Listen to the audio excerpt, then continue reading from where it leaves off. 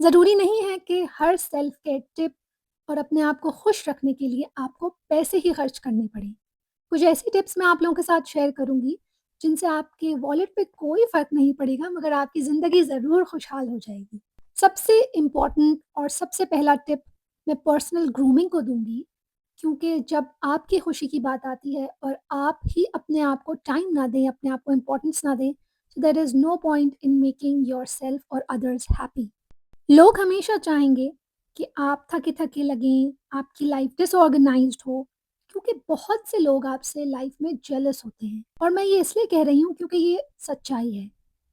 कुछ लोगों को आपकी लाइफ से हटाकर जो मुख़लिस रिश्ते होते हैं, उसके अलावा बाकी सब लोग आपको सिर्फ़ उतना ही सक्सेसफुल देखना चाहते हैं, जितने कि वो खुद हैं या उससे कम।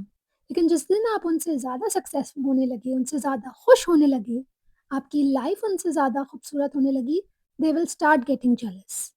ऐसे लोग बहुत खुश होते हैं, जब आप अपना ख़्याल नहीं रखते ना, तो वो ऐसे लोगों की बहुत तारीफ़ करेंगे, कहेंगे, "देखो बेचारी कितना काम करती है, उसके पास अपने आप को देखने का टाइम नहीं होता।"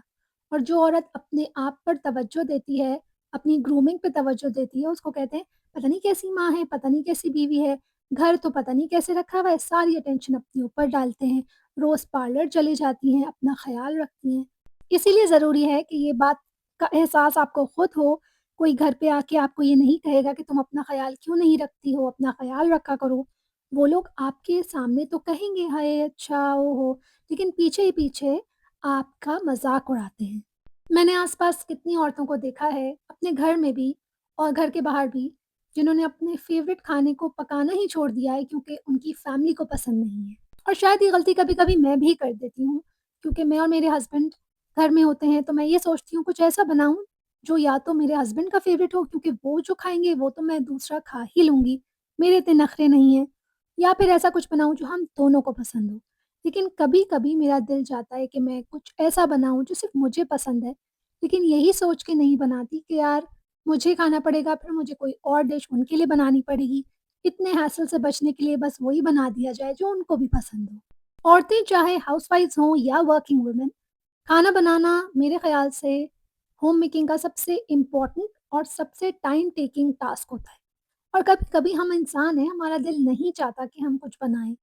ऐसा होता है कि कभी खाना रखा नहीं होता, कभी दिल नहीं चाहता, तो इट्स ओके कि आप खाना बाहर से ऑर्डर कर लें। अब ज़रूरी नहीं है कि बहुत ही एक्सपेंसिव रेस्टोरेंट जाके बाहर खाना खाया जाए या बहुत ही महँगे-महँगे खाने घर पे मँगवाए जाएँ।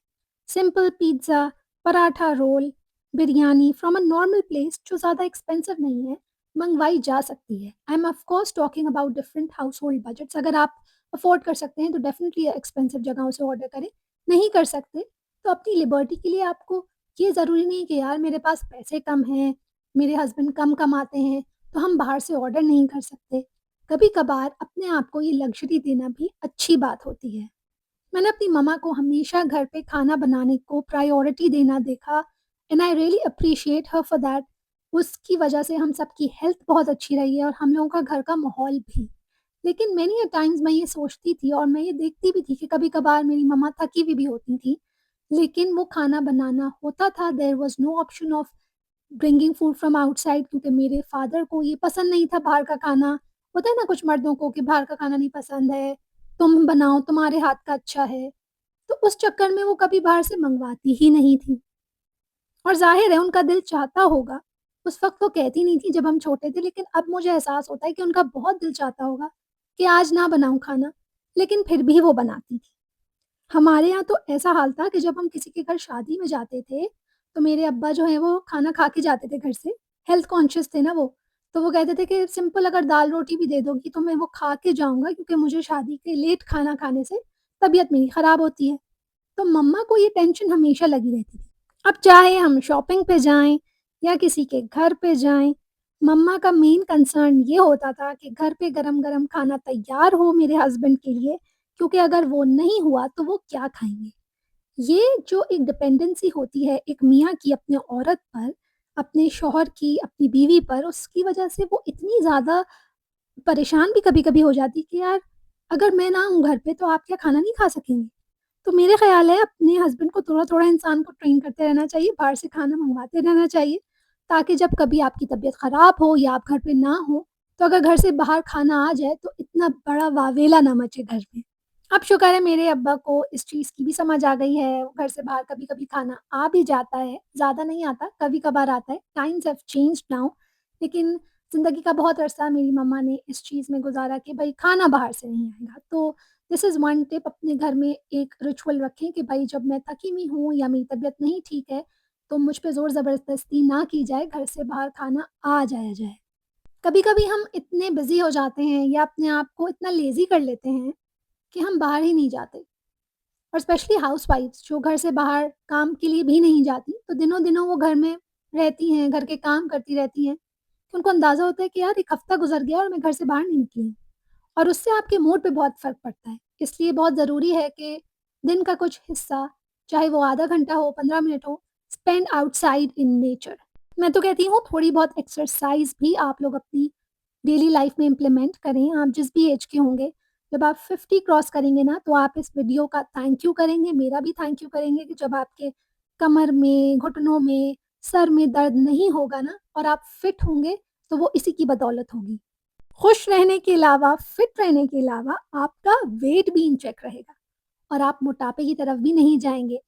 मोटापे की तरफ नहीं जाएँगे तो जो कपड़े पहनेंगे वो आप पे बहुत अच्छे लगेंगे, और जब कपड़े आप पे अच्छे लगेंगे तो आप इतने कॉन्फिडेंट हो जाएँगे इन व्हाटएवर यू वियर, तो फिर आपको ये नहीं फ़र्क पड़ेगा कि सामने वाली मुझसे ज़्यादा प्यारी है, सामने वाली मुझसे ज़्यादा अमीर है या उसके कपड़े मुझसे ज़्यादा अच्छे हैं। हमें पता नहीं चलता, लेकिन ये फ़ोन जो हमारे हाथ में है ना, स्क्रॉलिंग हो या लोगों से बातचीत हो, बहुत टाइम वेस्ट करता है। हम सबके कुछ ऐसे रिश्तेदार होते हैं या इवन हमारी फैमिली होती है, जो रोज़ हमसे फ़ोन पे बात करते हैं। अच्छा, हम लोग जो बाहर रहते हैं, उनका तो एक तरीका फ़ोन पे ही बात करना है, वीडियो कॉल्स हैं या वॉइस कॉल्स हैं। मैं ये नहीं कहती कि भाई फ़ोन पे बात करना छोड़ दें, लोगों से राब्ता रखना छोड़ दें, लेकिन रोज़ के 3 से 4 घंटे अगर आप फ़ोन पे बिताएँगे, कॉलिंग पीपल या लोगों का फ़ोन उठाएँगे, तो इससे आपका टाइम वेस्ट होगा। और जितना टाइम आप फ़ोन पे लगा के वेस्ट करेंगे, इसका मतलब है कि दिन में से 24 घंटे में से उतने ही घंटे कम बचेंगे जितना कि आप अपनी सेल्फ केयर, सेल्फ इम्प्रूवमेंट के लिए गुज़ार सकते हैं। अब कुछ रिश्तेदार ऐसे होते हैं जिनका ना काम ही सिर्फ़ टो में लगे रहना होता है। फ़ोन करते हैं इसको, उसको, इसकी खबर लेते हैं, उससे बात करते हैं, इसकी लगाई, उसकी बुझाई।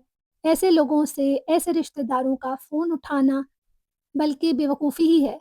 अगर आप जानते हैं कि ये रिश्तेदार मेरा टाइम वेस्ट करेंगे और सिर्फ़ नेगेटिव बातें करेंगे, तो अवॉइड करने की कोशिश करें उनका फ़ोन। अगर उनका फ़ोन आता है और उस वक़्त आप बहुत इम्पोर्टेंट काम कर रहे हैं, please don't pick it up. उस वक़्त आप फ़ोन ना उठाकर एक मैसेज ड्रॉप कर सकते हैं कि I am busy, I will call you later. और जब आप वाक़ई फ़ारिग हो जाएँ, तो उनको आप एक कॉल कर सकते हैं, और अगर आपको लगे कि यार बात बहुत लंबी हो रही है और काम की कोई बात नहीं है, तो आप कोई बहाना बनाकर उनकी कॉल को कट कर सकते हैं। आप पे कोई ज़िम्मेदारी नहीं है कि आप लोगों के घंटों-घंटों फ़ोन सुनें, और वो भी उन लोगों के जिनसे वाक़ई आपको बात नहीं करनी। कुछ जो आपके फ्रेंड्स हैं, आपकी अम्मी हैं, आपकी बहन है, जिनसे बात करके आपका दिल खुश होता है, उनसे तो 1 घंटा बात करना भी सेल्फ इम्प्रूवमेंट में ही आएगा। मैं ये नहीं कह रही कि फिर पूरा-पूरा दिन उनसे बात करें, फिर बाकी टाइम आप क्या ही करेंगे, लेकिन you get the point right? फालतू रिलेटिव्स, नोज़ी रिलेटिव्स, जेलस रिलेटिव्स, इन सब के फ़ोन उठाना टाइम वेस्टिंग में भी आता है और आपकी एनर्जी को भी बहुत डाउन करता है। क्लीनिंग को, घर के कामों को अपने सर पे सवार करना गलत बात है। I don't stress over cleaning, I clean once a week. मैं रोज़ अपनी क्लीनिंग में टाइम नहीं गुज़ारती, that's not even possible, and I think वो मुझे थोड़ा-सा परेशान करेगी ये बात। ये मेरे दिमाग के सुकून के लिए चीज़ ठीक नहीं है। घर को साफ रखना बहुत ज़रूरी है, लेकिन ये नहीं कि आप रोज़ सुबह उठ के यही सोचें कि आज क्या साफ करना है, कल क्या साफ करना है, ये साफ नहीं हुआ, वो साफ नहीं हुआ। आपके लिए आपकी ज़िंदगी में और भी बड़े-बड़े मकसद हैं, और cleaning is not one of them. घर है, गंदा भी होगा, रोज़ हर कोई चीज़ गंदी लगेगी, मगर रोज़ हम अपना टाइम क्लीनिंग में नहीं गुज़ार सकते। Take one thing at a time. अगर आप एक माँ हैं, आपके छोटे बच्चे हैं, ज़ाहिर-सी बात है आपके पास ज़्यादा टाइम नहीं होगा। आपको अपने टास्क्स को डिवाइड करना पड़ेगा। इट्स नॉट पॉसिबल कि आप रोज़ हर काम करें। और अगर आप जॉइंट फैमिली में रहते हैं, तो I think it is more difficult, शायद सारे काम आपको करने पड़ते हों। लेकिन अगर आप हेल्प हायर कर सकते हैं, कोई मेड हायर कर सकते हैं, या वो काम जो आपको पसंद नहीं है, जैसे इस्त्री करना, कपड़े धोना, उन सब के लिए आप मासी रख लें, आपके ज़हनी सुकून के लिए। और अगर मेड्स हायर करना पॉसिबल नहीं है क्योंकि आप जॉइंट फैमिली में हैं या पैसों का इशू है, तो teach your kids to do small tasks. हाँ, बच्चों को छोटी उम्र से जब अपने कामों की आदत करवाएँगी, तो जब वो बड़े होंगे तो अपना कमरा भी साफ करना जानते होंगे, खाना खा के प्लेट्स को बेसन में भी रखेंगे, धोने की भी आदत होगी, कचरा फैलाने की भी आदत नहीं होगी, इससे आपका काम भी आसान होगा। आगे जाके उनकी लाइफ में भी वो रिस्पॉन्सिबिलिटी सीखेंगे और आपका घर खुशहाल रहेगा। पुरानी दुःख भरी यादें या किसी ने आपके साथ बुरा किया हो, उसको भूल कर लोगों को माफ़ कर देना, इसलिए नहीं कि आप उनको माफ़ करना चाहते हैं, मगर इसलिए कि आपको अपने दिल का सुकून इतना इम्पोर्टेंट है कि उनको माफ़ कर देने से आपका दिल भी बड़ा हो जाएगा और आप आगे आसानी से मूव ऑन भी कर सकते हैं। सबकी ज़िंदगी में कुछ ऐसे लोग होते हैं जिन्होंने उनको टफ़ टाइम दिया होता है। ज़्यादातर की लाइफ़ में उनकी सास होती हैं कि जब वो मैके जाना चाहती थीं तो उनको रोक लिया जाता था या गाड़ी में उनके हस्बैंड के साथ वो आगे बैठना चाहती थीं जबकि उनकी शादी के नए-नए दिन थे, वो अपने हस्बैंड के साथ बैठना चाहती थीं। कुछ सासों का तरीका होता था कि जब गेस्ट्स घर में आए तो अपनी बहू की बुराई करना, उसके खाने की कुकिंग में बुराई करना, हर चीज़ पे कंट्रोल रखना, फ्रिज को लॉक कर देना, कैबिनेट्स को लॉक कर देना। शायद ये कहना आसान है कि उनको माफ़ कर दें, आगे बढ़ जाएँ। लेकिन अगर आप माफ़ नहीं कर सकते, माफ़ कर दें तो बहुत ही बेहतर है, लेकिन अगर माफ़ नहीं कर सकते, तो ऐसे नेगेटिव इंसान से जिससे आपकी यादें बहुत बिटर हो, डिस्टेंस मेंटेन कर लें। उनके साथ ऐसे तरीके ढूँढें कि उनसे कम से कम बात हो। अगर अनफॉर्च्युनेटली वो आपके घर में ही रहते हैं और बात करनी ज़रूरी है तो बस मतलब की बात करें और उनसे डिस्टेंस पे रहें। जितना कम बात करेंगे उतना आपका ज़हनी सुकून बरकरार रहेगा, आपके घर में कम खिच-खिच होगी और आपकी ज़िंदगी थोड़ी-सी बेहतर हो सकती है। याद रखें आपकी खुशी का पहिया आपके हाथ में है। कभी-कभी ये पहिया मुश्किल हो जाता है चलाना, लेकिन इम्पॉसिबल नहीं है। Try to follow these tips and let me know which one you found most useful. Take care, अल्लाह हाफ़िज़।